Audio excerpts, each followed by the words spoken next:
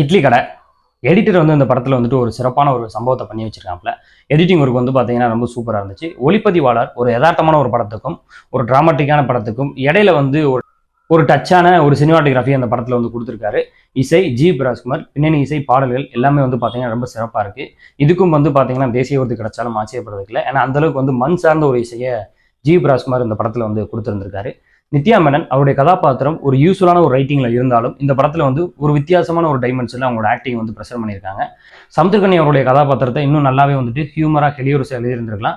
நிறைய காமெடி சீன்ஸாக வந்து work out ஆயிருந்திருக்கும். அதுல தனுஷ் அவர்கள் வந்து கோட்டை விட்டாரு.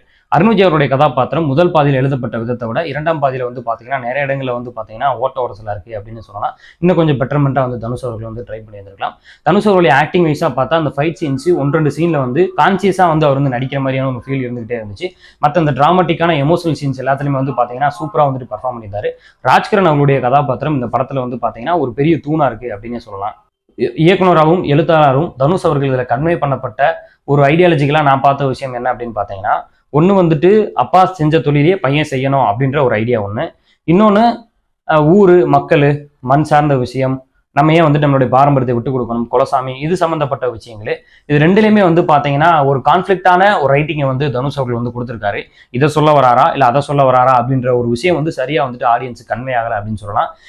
ஏன்னா ஒவ்வொரு இயக்குனருக்கும் தனிப்பட்ட ஒரு டச் இருக்கும். அது மாதிரி வந்து தனுஷ் அவர்களுக்கு இது வந்து தனுஷ் அவர்களுடைய ஒரு டச், அவருடைய டைரக்ஷன், அவருடைய ஷார்ட் டிவிஷன் அப்படின்ற விஷயங்கள் எதுவுமே வந்துட்டு இப்போ அவர் எடுத்த எந்த படங்களையுமே வந்து பார்த்தீங்கன்னா பெருசாக வந்து புலம்படலை.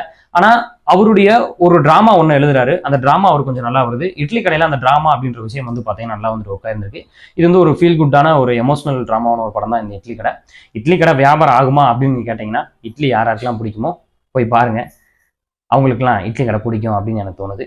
ஏன் அப்படின்றது படம் பார்த்தவங்க எல்லாத்துக்கும் புரியும். நன்றி, வணக்கம்.